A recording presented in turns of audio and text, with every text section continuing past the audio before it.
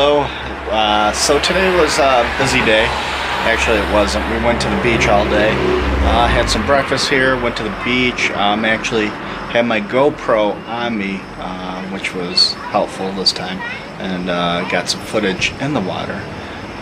Only a couple more nights left here before we head back to Athens to get on the ferry to Patmo for 2 weeks. So tomorrow we're going to another beach, which looks spectacular. So that should be fun too. So now we're heading out to dinner, and then we'll keep you updated. Fresh octopogi caught today. Can't get fresher than that. Alright, so we have a seafood salad, calamari, and some fava. Yum.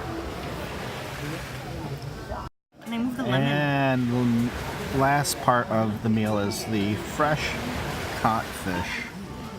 Looks delicious.